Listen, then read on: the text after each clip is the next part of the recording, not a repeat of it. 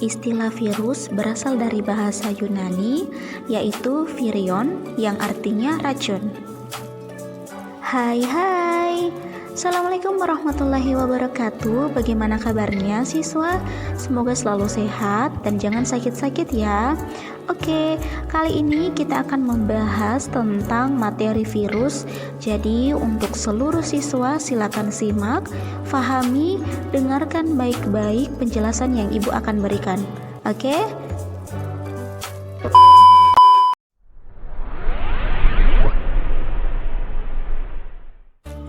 Virus Biologi kelas 10 semester ganjil dari Ita Purnamasari Rahman SPD. Tujuan pembelajaran yang pertama adalah mendeskripsikan tentang ciri dan replikasi virus. Yang kedua adalah mendeskripsikan peran virus dalam aspek kesehatan masyarakat. Adapun inti materi yang akan Ibu sampaikan, yang pertama adalah sejarah penemuan virus, yang kedua adalah ciri dan struktur virus, yang ketiga adalah replikasi virus, yang keempat adalah klasifikasi virus, yang kelima adalah peranan virus, dan yang terakhir adalah pertahanan diri terhadap serangan virus. Istilah virus berasal dari bahasa Yunani, yaitu virion yang artinya racun. Hampir semua virus dapat menimbulkan penyakit pada beberapa organisme. Virus berukuran sangat kecil, sehingga dapat lolos melewati saringan bakteri atau bakteria filber. Virus hanya dapat dilihat dengan mikroskop elektron. Sejarah penemuan virus. Penemuan virus dimulai pada tahun 1883 ketika seorang ilmuwan Jerman bernama A. Meyer menemukan penyakit mosaik pada daun tembakau yang ditandai dengan munculnya bintik-bintik kuning pada daun. Selanjutnya, ia melakukan percobaan dengan menyemprot ekstrak tanaman yang sakit pada tanaman yang sehat. Ternyata, semua tanaman sehat menjadi tertular penyakit mosaik. Percobaan yang sama diulang oleh D. Ivanitsky, seorang ilmuwan Rusia. Dalam percobaan tersebut, ia menyaring ekstrak tanaman tembakau dengan penyaring bakteri. Selanjutnya, ia mengoleskan hasil saringan tersebut pada tanaman yang sehat. Ternyata, tanaman sehat tetap tertular oleh penyakit. Dalam hal ini, peneliti menyimpulkan bahwa organisme yang menyerang tanaman tembakau tersebut adalah bakteri patogen yang berukuran sangat kecil atau zat kimia yang diproduksi oleh bakteri tersebut. Pada tahun 1897, M. Beijering, seorang ahli mikrobiologi Belanda, melakukan penelitian lebih lanjut terhadap penyebab penyakit mosaik pada tanaman tembakau. Berdasarkan hasil penelitian tersebut, ia menyimpulkan bahwa organisme yang menyerang tanaman tembakau berukuran sangat kecil dan hanya dapat dilihat pada organisme yang diserangnya. Namun, Beijering belum berhasil menemukan struktur dan organisme patogen tersebut.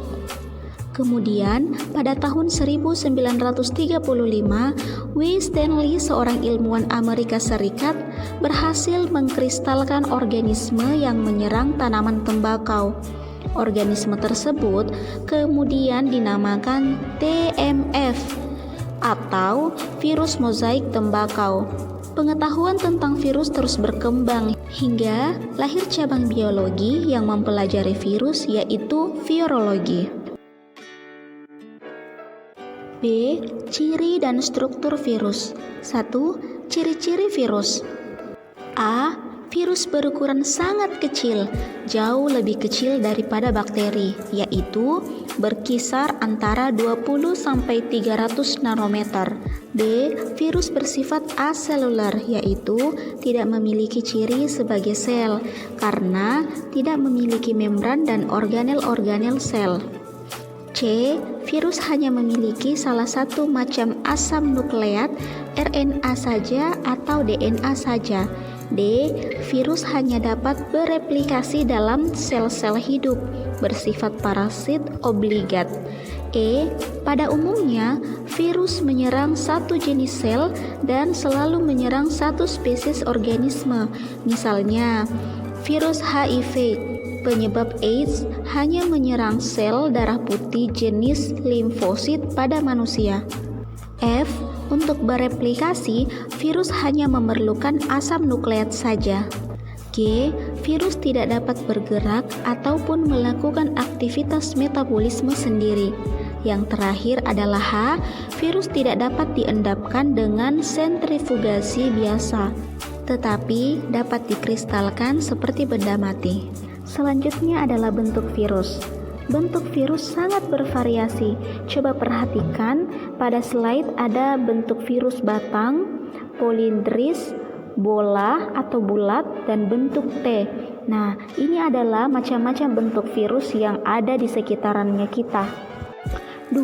Struktur virus. Coba perhatikan pada virus T. Di sini ada 3 bagian. Yang pertama adalah kepala, leher, dan ekor. Di bagian kepala kita bisa lihat yang ada di slide ini adalah kapsid, dan yang bagian dalamnya itu disebut asam nukleat atau DNA. Bagian leher adalah selubung ekor, dan bagian ekor ke bawah itu adalah terdiri lagi beberapa bagian, yakni serabut ekor, lempeng dasar, dan jarum penusuk. B. Replikasi virus. Salah satu alasan penempatan virus sebagai suatu organisme adalah adanya kemampuan virus untuk bereproduksi. Namun, kemampuan virus bereproduksi sangat bergantung pada inang yang ditumpangi dan dilakukan dengan cara yang berbeda dengan kebanyakan organisme yang lainnya. Virus dapat bereproduksi jika berada di dalam sel inang. Cara reproduksi virus berbeda dengan cara reproduksi organisme yang lain. Virus bereproduksi dengan cara membuat salinan materi genetik dan selubung protein yang dimilikinya di dalam sel inang. Reproduksi semacam ini dikenal dengan istilah replikasi. Selama proses replikasi berlangsung, virus mengendalikan sistem metabolisme sel inang untuk membentuk materi genetik virus itu sendiri. Contoh sederhana replikasi virus dapat dilihat pada virus T atau bakteriofag, yaitu virus yang menyerang bakteri. Replikasi virus tersebut terjadi melalui daur litik dan daur lisogenetik. 1. Daur litik. Pada daur litik, serangan virus akan menghancurkan sel inang, yaitu pada tahap-tahap akhir replikasi. Berikut ini adalah tahapan-tahapan daur litik virus.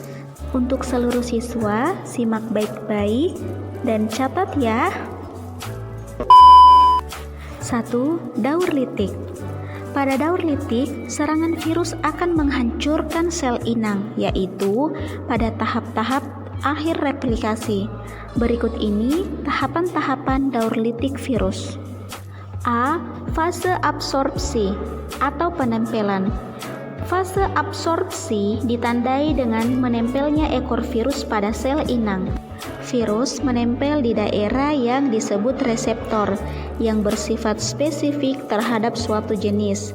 Jenis virus yang berbeda pula reseptornya. Setelah menempel, virus mengeluarkan enzim lisosim, enzim penghancur, sehingga terbentuk lubang pada dinding atau membran sel inang. B. Fase injeksi atau penetrasi, memasukkan materi genetik. Setelah terbentuk lubang pada sel inang, virus akan memasukkan materi genetik DNA atau RNA ke dalam sel inang. Jadi, kapsid virus tetap berada di luar sel inang. C. Fase sintesis atau pembentukan. Materi genetik virus yang telah masuk ke dalam sel inang akan menghentikan aktivitas DNA sel inang. Selanjutnya, materi genetik virus akan mengendalikan aktivitas sel inang untuk menyusun bagian-bagian virus. D. Fase assembly atau perakitan. Bagian-bagian virus yang telah terbentuk akan dirakit menjadi virus sempurna oleh sel inang. Jumlah virus yang terbentuk sekitar 100-200 virus dalam satu daur litik. E. Fase litik, pemecahan sel inang. Ketika perakitan selesai, virus-virus yang baru terbentuk akan menghancurkan dinding sel inang dengan enzim lisosim sehingga akhir dapat keluar untuk mencari sel inang baru. 2. Daur lisogenik. Pada daur lisogenik, virus tidak menghancurkan sel inang, namun materi genetik virus bersatu dengan DNA sel inang. Pada saat sel inang membelah atau memperbanyak diri, maka secara tidak langsung virus pun ikut memperbanyak diri. A. Fase absorpsi dan penetrasi. Sama seperti pada daur litik, daur lisogenetik juga diawali fase absorpsi dan penetrasi.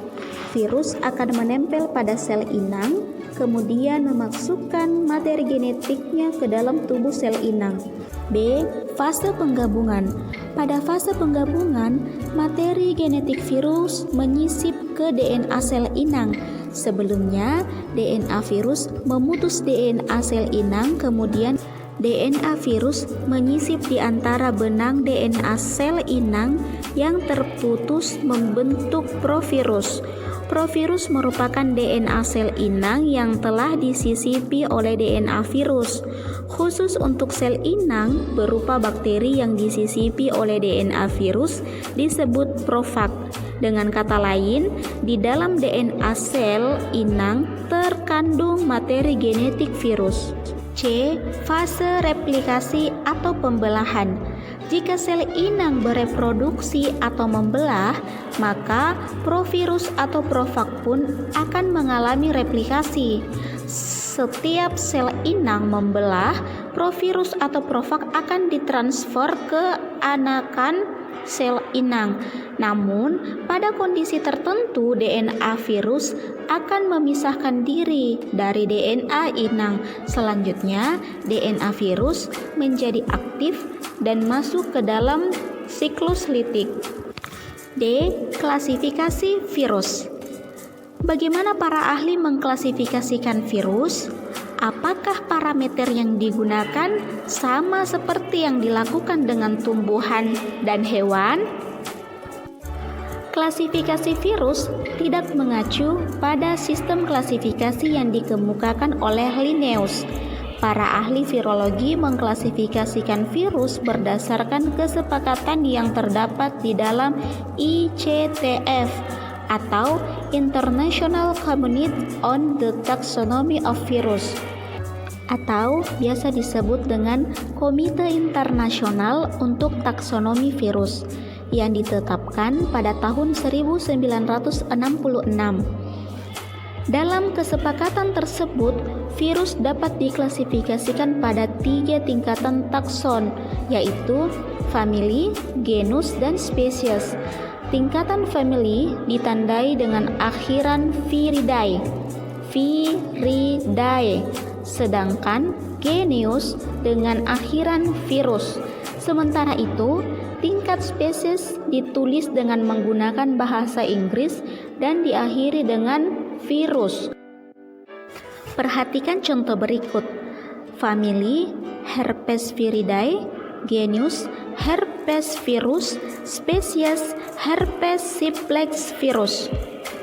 Dalam mengklasifikasikan virus, para ahli virologi melakukannya melalui pendekatan berbeda-beda. Ada yang mengklasifikasikan berdasarkan sel inang, materi genetik, dan reproduksi. E. Peranan virus. Sebagian besar, virus merugikan manusia karena menyebabkan berbagai penyakit. Namun, beberapa virus juga dapat menguntungkan. 1. Virus yang menguntungkan. Virus dapat menguntungkan manusia karena dapat dimanfaatkan untuk memproduksi vaksin dan dalam rekayasa genetika. A. Memproduksi vaksin.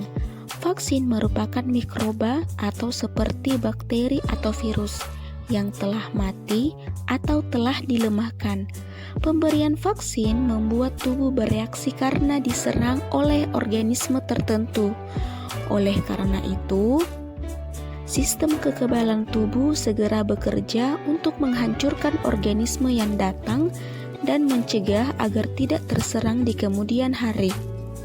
Dengan demikian, pemberian vaksin kepada seseorang yang sehat bertujuan untuk membentuk sistem kekebalan tubuh antibodi terhadap serangan organisme mikroba tertentu.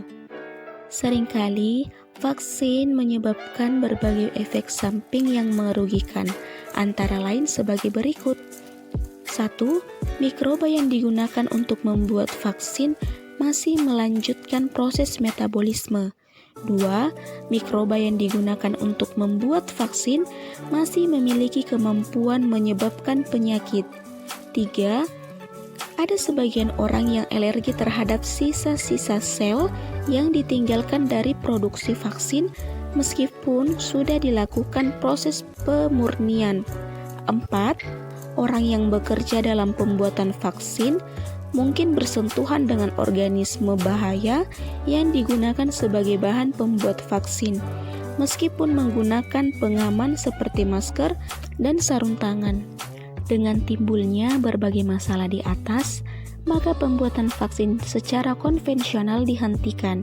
Selanjutnya, pembuatan vaksin dilakukan dengan menggunakan teknik rekayasa genetik untuk mengurangi resiko yang tidak diinginkan. B. Melemahkan bakteri. Contoh lain virus yang menguntungkan adalah virus yang menyerang bakteri patogen. Jika DNA virus lisogenik masuk ke dalam DNA bakteri patogen, maka bakteri tersebut menjadi tidak berbahaya. Misalnya, bakteri penyakit difteri dan bakteri penyakit demam scarlet yang berbahaya akan berubah sifat menjadi tidak berbahaya jika di dalam DNA-nya tersambung oleh profag. C. Rekayasa genetika.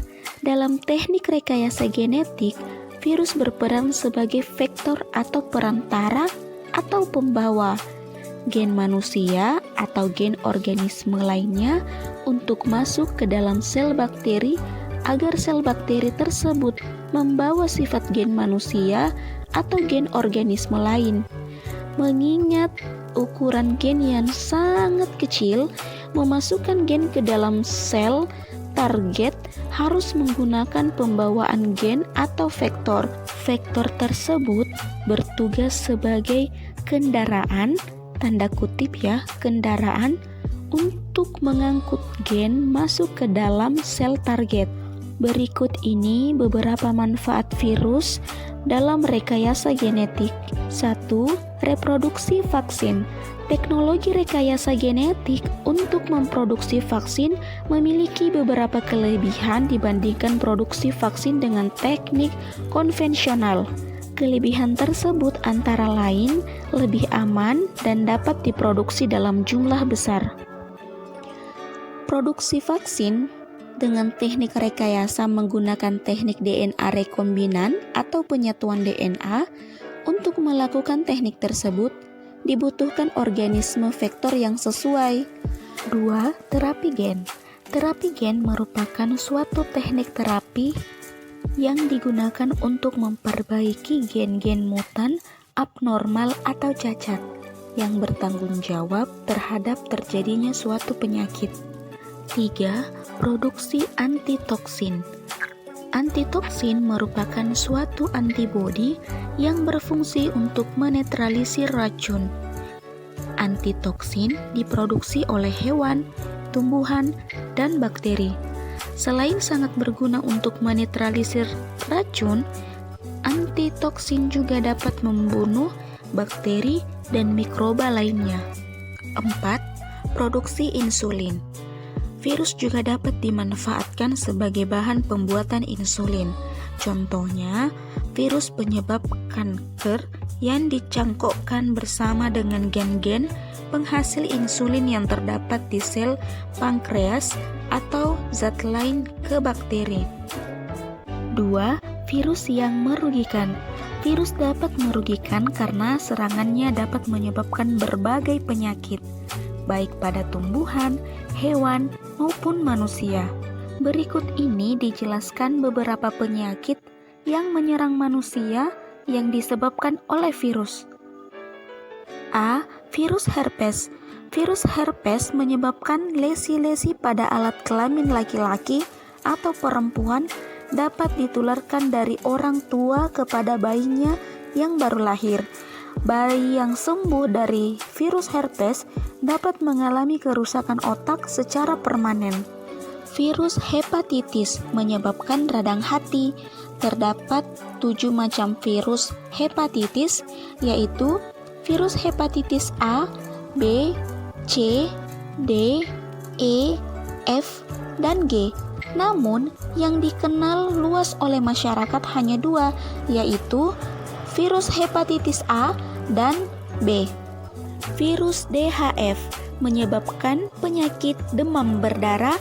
Gejala yang dialami penderita antara lain demam, pendarahan pada bagian hidung dan saluran pencernaan, kekurangan trombosit, hipotensi, keadaan jiwa yang lemah, dan dapat berakhir dengan kematian. D. Virus influenza menyebabkan penyakit influenza. Virus tersebut memasuki saluran pernafasan dalam butiran air atau disebut droplet dari udara. E. Virus cacar menyebabkan penyakit cacar. F. Virus Ebola menyerang pada limfa, hati, dan ginjal. Penularan dapat dilakukan kontak dari darah dan cairan tubuh, termasuk cairan yang dibuang seperti muntahan, urin, dan feses atau feses tai. G. HIV menyerang sel darah putih dan menyebabkan penyakit AIDS. Virus tersebut menyerang sel limfosit T4 yang berfungsi untuk mengatur imunitas, sehingga orang yang mengidap HIV mengalami penurunan jumlah trombosit. Maksud saya, mengurangi jumlah limfosit T. H. Virus rabies menyebabkan penyakit rabies dengan gejala antara lain lesu, tidak memiliki nafsu makan, sakit kepala, mual, dan muntah, sakit tenggorokan, demam, kegelisahan, dan ketakutan yang bertambah, terutama terhadap air, serta kejang otot pada tenggorokan, sehingga akan membiarkan air liurnya menetes. Pada tahap lanjut akan terjadi kejang dan kematian, biasanya 3-5 hari setelah timbulnya penyakit. I. Virus poliomyelitis menyebabkan penyakit polio yang menyerang sistem saraf. D. Virus trakon menyebabkan penyakit trakon yang ditandai bintik-bintik merah pada selaput mata. Bagian terakhir adalah F. Pertahanan diri terhadap serangan virus. Pencegahan terbaik agar tidak tertular penyakit yang disebabkan virus adalah menghindari sumber penyakit. Beberapa cara pencegahan lainnya adalah: yang pertama, cara pencegahan alami; yang kedua, cara pencegahan buatan; yang ketiga, menghindari kontak langsung. Untuk lebih jelasnya, kita masuk pada pembahasan cara pencegahan alami. Simak baik-baik ya siswa. Yang pertama adalah cara pencegahan alami yang dilakukan oleh sel fagosit, antibodi, dan interferon. Tubuh memiliki mekanisme sendiri untuk melindunginya dari antigen yang masuk. Agar tubuh dapat melakukan perlindungan secara alami, tubuh harus dalam kondisi sehat dan bugar.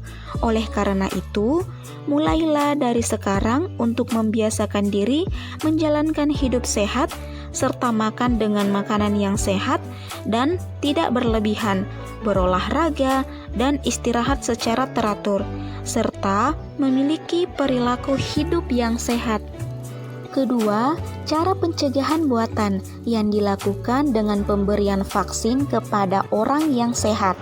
Vaksin berfungsi untuk merangsang pembentukan zat antibodi dalam tubuh, sehingga apabila tubuh terinfeksi virus tertentu, maka tubuh telah memiliki penangkalnya. Yang ketiga adalah menghindari kontak langsung, baik dengan penderita penyakit akibat virus maupun melalui peralatan yang digunakannya.